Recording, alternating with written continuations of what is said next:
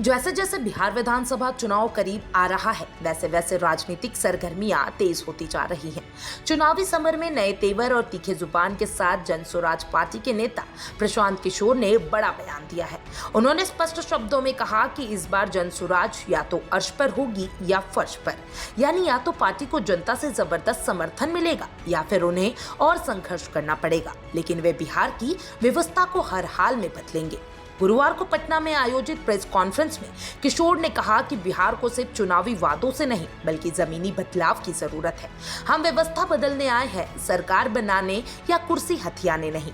उन्होंने आगे जोड़ा कि जनस्वराज पार्टी का मकसद सत्ता में आकर या फिर 5-6 साल तक लगातार संघर्ष करके राज्य को नई दिशा देना है। प्रशांत किशोर ने मुख्यमंत्री नीतीश कुमार को लेकर भी बड़ी भविष्यवाणी की। उन्होंने कहा कि नवंबर में बिहार के मुख्यमंत्री बदल दिए जाएंगे। उनके अनुसार इस बार के चुनाव परिणाम बिहार की राजनीति की दशा और दिशा दोनों तय करेंगे। किशोर ने कहा कि बिहार अब वैसा नहीं रहेगा जैसा है। इस बार जनता पूरी जागरूकता के साथ वोट देगी और नया नेतृत्व चुनेगी। उन्होंने कहा, जनस्वराज पार्टी के लिए यह चुनाव केवल एक राजनीतिक मौका नहीं बल्कि व्यवस्था परिवर्तन का आंदोलन है। किशोर ने कहा कि वे नीतीश कुमार की कुर्सी के पीछे नहीं भाग रहे बल्कि व्यवस्था की नींव को बदलने निकले हैं। बिहार की जनता से सीधा संवाद की रणनीति अपनाने वाले प्रशांत किशोर ने कहा कि राज को नेताओं के राज से निकालकर जनता के राज की ओर ले जाना होगा। उन्होंने युवाओं से खास अपील करते हुए कहा कि वे जात-पात, धर्म और भावनात्मक मुद्दों से ऊपर उठकर रोजगार और शिक्षा जैसे बुनियादी मुद्दे पर मतदान करें।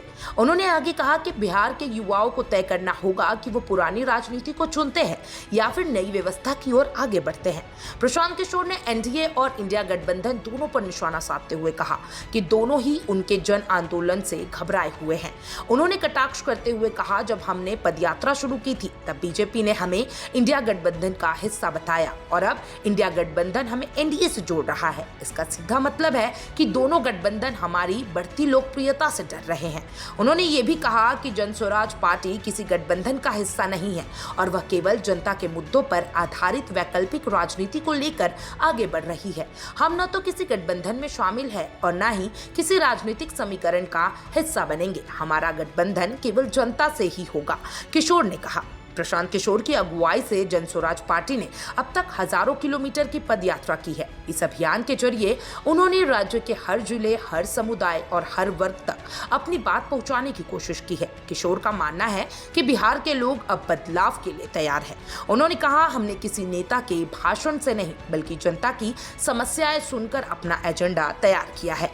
बिहार चुनाव की ओर बढ़ते हुए प्रशांत किशोर और उनकी जनस्वराज पार्टी ने साफ कर दिया है कि यह केवल सत्ता का खेल नहीं बल्कि बिहार की दशा और दिशा बदलने का संकल्प है।